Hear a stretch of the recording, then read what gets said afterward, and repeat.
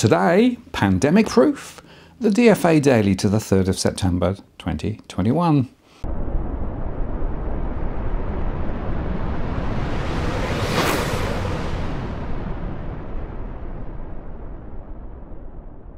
Hello again, it's Martin North from Digital Finance Analytics. Welcome to this post covering finance and property news with a distinctively Australian flavour. In today's show, we look at the latest from the US markets, what New Zealand are planning to do with regard to loan-to-value ratio limits, and also take a look at some of the recent economic commentary on Australia, which suggests that the housing sector at least is pretty pandemic-proof. First, stocks rose ahead of a key jobs report that will shape bets on the path of interest rates and the Federal Reserve's massive bond buying program. Although the dollar retreated yesterday, at the close in New York, the Dow Jones gained 0.37%, while the S&P 500 index added 0.28% and the Nasdaq Composite climbed 0.14%. In fact, the S&P 500 closed at a fresh record, with energy and industrial shares among the biggest gainers. But technology underperformed. The US probably added around 725,000 jobs in August. That's a more moderate pace compared to each of the prior 2 months, but stronger than gains seen earlier this year. The Atlanta Fed President Raphael Bostic said, "We're going to let the economy continue to run until we see signs of inflation before stepping in on rates." Data on Thursday showed the number of Americans filing new claims for jobless benefits fell last week. And despite deadly flash floods in New York City, trading on Wall Street was operating normally. Treasury yields have barely budged since Fed Chair Jerome Powell last week said the central bank could begin tapering its asset purchases this year, but that calm faces a test with the jobs data. The potential for volatility comes from the fact that when officials gather this month, they will release fresh projections for the Fed funds rate. And with the labour market pivotal for policy now, Friday's report is seen as laying the foundation for those forecasts. Most market watchers aren't expecting the US central bank to announce its taper plans until its November meeting at the earliest, a full 3 non-farm payroll reports from now. Matt Weller, the global head of research at Forex.com and City Index, wrote in a note. Nonetheless, traders will still key in on Friday's big jobs report to see if the labour market is recovering as expected.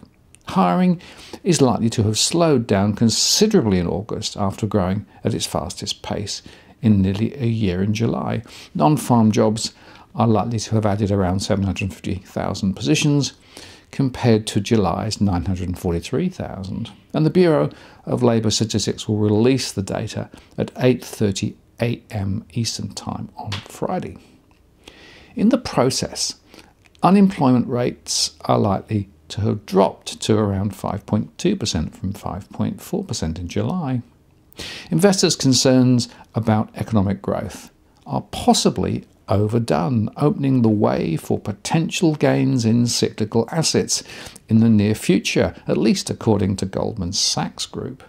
While economically sensitive sectors dominate the leaderboard in the first half of 2021, they've lagged in recent months as the Delta coronavirus variant prompted concerns about the pace of the recovery. The market is worrying too much about global cyclical risks from Delta outbreaks and China's slowdown, and our Fed forecast is still more dovish than the markets, according to the strategists at Goldman.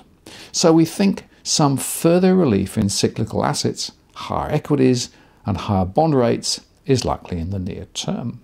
Meanwhile, Bill Gross, who co-founded Pacific Investment Management in the 1970s and retired in 2019, said that longer-term Treasury yields are so low that the funds that buy them belong in the investment garbage can. 10-year yields are likely to climb to 2% over the next 12 months, he wrote. And the benchmark bond rate is currently sitting at 1.3%. The volatility index was just up 1.86% to 1641. Gold futures for December delivery was down 0.22% to 1,811. and crude prices jumped after a decline in inventories for last week, and an agreement from oil-producing nations to continue adding output. In the Gulf, much of the US refining and production capacity remained shut after Hurricane Ida. Crude oil for delivery in October rose 1.65% to 69.72. And the US dollars index was down 0.25% to 92.22. In New Zealand, the Reserve Bank is seeking views on its proposal to reduce risky mortgage lending by further reducing the amount of high loan-to-value ratio lending to owner-occupiers. The LVR is a measure of how much a bank lends against mortgage property compared to the value of that property. Borrowers with high loan-to-value ratios, or in other words low deposits, may be stretching their balance sheets and hence are more vulnerable to an economic or financial shock. By placing limits on high-risk lending, LVR restrictions can make households and bank balance sheets more resilient to a correction in property values. This in turn can help avoid a negative feedback loop emerging in the housing market in the event of a housing price correction. In this situation, an initial correction causes highly leveraged borrowers to move into negative equity and or undertake distressed property sales. And if the condition becomes widespread, this could result in large losses to the banking system, fire sales of additional property, and impaired credit availability, leading to a negative feedback loop between the housing market, the financial sector, and the wider economy. And LVR restrictions may also help to dampen excessive credit growth and moderate house price inflation during upturns. This in turn may reduce the likelihood of a correction in the housing market and will reduce the size of the correction if it occurs. And LVR restrictions can also moderate the impact of economic downturns by reducing household indebtedness and hence exposure to serviceability shocks. For example, given an unexpected fall in income or a rise in interest rates, heavily indebted households may be forced to cut consumption, which then dampens economic activity. A lower level of household indebtedness brought about by the LVR policy would mitigate the scale of this serviceability shock. That said, a debt serviceability-based macroprudential tool would be a more effective response to serviceability risks than LVR restrictions, and as noted before, they intend to consult on debt serviceability restrictions beginning in October 2021. We propose restricting the amount of lending banks can do above an LVR of 80% to 10% of all loans to owner-occupiers, down from 20% at present, Deputy Governor and General Manager of Financial Stability Jeff Baskan said. Our analysis indicates that house prices are above their sustainable levels, and the risks of a housing market correction are continuing to rise. The proposed tightening of LVR restrictions will over time help reduce the number of highly leveraged borrowers and help to build resilience in the financial system, he said.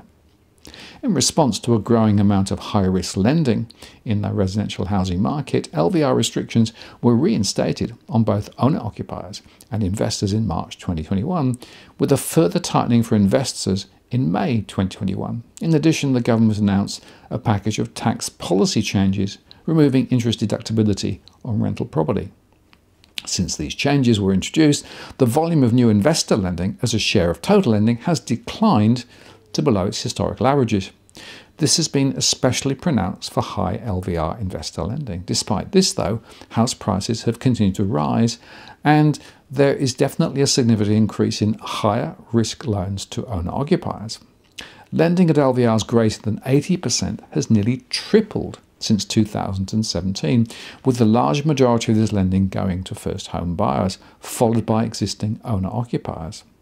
Although the bank's stress testing indicates that the financial system is well placed to weather shocks, such as the downturn in the housing market, they are concerned about the potential future risks to economic and financial stability of allowing this higher risk borrowing to continue at its current rates. And they've invited consultation from interested parties until the 17th of September, and they expect to release their final decision in late September, along with a regulatory impact assessment and a summary of the submissions received. Their current intention is to implement the new LVR settings from 1st of October, and given the heightened COVID-19 alert levels, they are open to feedback from banks on the feasibility of the proposed timeframe. Now, back here in Australia, S&P Ratings, one of the leading credit rating agencies in Australia, has released a report suggesting that the mortgage market is thriving despite the ongoing issues in the rest of the economy, and declaring that it might be, in fact so far at least, pandemic-proof. The unique situation in the housing market with ultra-low interest rates, high levels of saving and active refinancing could be leading to a situation where the mortgage market displays an unusually high level of resilience to recession, lockdowns and the pandemic. What the report and the performance stats are showing, particularly on the mortgage arrears front, are that the pandemic hasn't had a significant impact on household debt serviceability. People are able to repay their mortgages, says Erin Kitson, a residential mortgage-backed analyst at S&P, said. That's been underpinned by a couple of key factors. First and foremost is the historically low interest rate. As the Australian mortgage market has a high proportion of variable rate mortgages, and the loans underlying the RMBS transactions are more weighted to variable rates.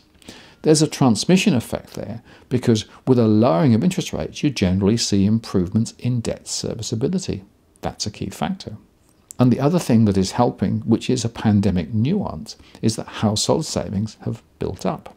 There are fewer spending options, especially with no overseas travel and less interstate travel, particularly if you're in Victoria or now in New South Wales.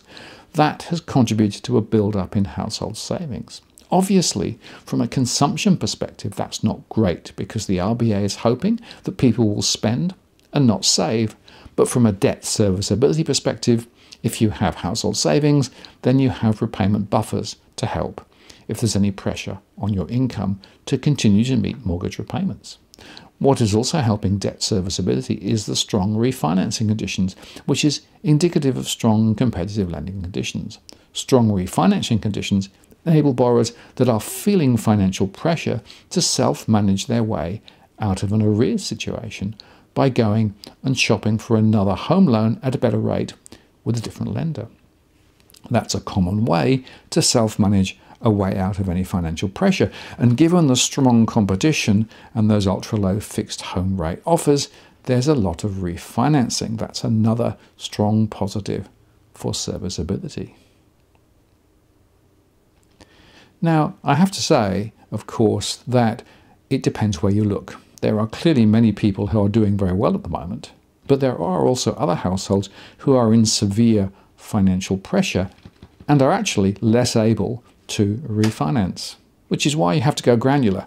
And I should also make the point that the residential mortgage-backed security pools are quite hand-picked, so they don't necessarily represent the totality of the bank's mortgage books.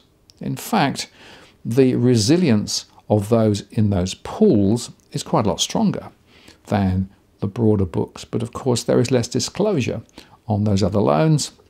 And we know from our own analysis and surveys that more households are definitely up against it at the moment. In fact, next Tuesday, I'll be releasing the data to the end of August, and we can look in more detail at what is really going on the ground relating to mortgage stress and also rental stress and investor stress. And as always, it's a patchwork. Now, the major banks and a number of lenders have signed an open letter to the government asking it to stick to its path out of lockdowns. The open letter, penned by the Business Council of Australia, has asked the Australian government to stay the course on the National Cabinet's roadmap, which plans to ease COVID restrictions when the population reaches 70% and 80% vaccination rates. The big four banks, the Bank of Queensland, Bendigo and Adelaide Bank, Credit Suisse, La Trobe Financial, Latitude, Macquarie, Pepper Money and Suncorp, among a number of companies, have signed the call to action. We ask governments to work together to implement the national plan and chart a path out of the current lockdowns, the letter said. Providing a light at the end of the tunnel will encourage more Australians to get vaccinated. We need to give people something to hope for, something to look forward to, something to plan around, and to be confident about their futures. The BCA also acknowledged the effectiveness of lockdowns in suppressing the virus as the country moves to distribute vaccinations. At the same time, we can also see the impact of lockdowns on our people, on our customers, on our small business suppliers, and on communities and families right across the country, the letter stated. Australia is juggling a mental health emergency at the same time as a global pandemic. Some of the impacts of current lockdowns are hidden, and the effects will be long-lasting. As vaccination rates increase, it will become necessary to open up society and live with the virus in the same way that other countries have done. CBA and Westpac recently began their own COVID-related programs, offering staff access to antigen testing and vaccine in Sydney's hotspots. Meanwhile, Lendy Group, Athena Home Loans, Domain Group, Prosper, Valiant Finance and Zipco are among a number of fintechs that have committed to offering paid vaccination leave for all employees. And Finance Brokers Association of Australia Managing Director Peter White also urged brokers to get vaccinated, saying it would be in the interests of the industry and the broader community.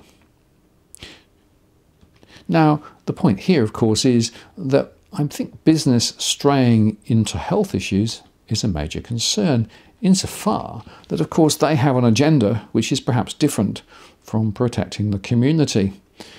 So I do take some of these rather weaselly words with a great big pinch of salt. The truth is, there will be more variants, and the path out from where we are is way more complex than many are wanting to accept. And even the Doherty modelling, if you look at it carefully, has a range of scenarios. So let's not just convince ourselves that everything's going to be fine in a couple of months. I think we should plan for the unexpected. Now, over in the US, during the COVID-19 pandemic, millions have been able to temporarily pause or reduce their mortgage payments under the CARES Act. But in the coming weeks and months, those forbearance programs will begin to expire for some borrowers. But a new rule came into effect at the end of August to ensure that mortgage services provide meaningful opportunities for customers to avoid foreclosure and so they can stay in their home. Under the new rule, most mortgage services are required to take a number of steps to help homeowners in forbearance find options for repaying their loan. So, for example, if they are not sure that they're able to make their payments once forbearance ends, then they need to talk to their service provider as soon as possible. There are several options, including repaying missed payments later, and services can also now offer some options without collecting a complete application from the borrower, which may make it easier and faster to secure an affordable payment. Before the 1st of January 2022, most services cannot start the foreclosure process except in limited circumstances without first reaching out to those customers and evaluating their complete application for options to help avoid foreclosure. So, if a servicer in the US makes contact with a borrower near the end of their forbearance, they generally must tell you the date that forbearance program will end, the options they have for repaying their missed payments and avoiding foreclosure, and information on how to contact free housing counselling services. Now, these changes are temporary because they either include specific end dates or they're linked to programs made available to borrowers with COVID-related hardships. So, borrowers in the US will need to act quickly to get in touch with their servicer while these special protections are in place. It's also worth noting that while federal forbearance programs under the CARES Act were available only to homeowners with federally backed mortgages, now the new rule applies regardless of whether the mortgage is federally backed or not. But the mortgage loan the borrower is seeking relief for must be a closed-end loan of your principal residence. So the rule doesn't apply to home equity lines of credit, open-ended lines of credit, investment properties, or reverse mortgages. And also, small services, as defined by the servicing rules, are not required to comply with this rule. So, anybody in the US with difficulty should be contacting their servicer very early to discuss their options. The longer you wait, or the further you fall behind with your payments, the harder it's going to be to find a solution. It's also very important to understand, on the other side, if a servicer tries to reach out to that customer, it's very important that the conversation does take place. Because if they're unable to reach a particular customer after trying for 3 consecutive months, a servicer may be able to start the foreclosure process before January the 1st, 2022.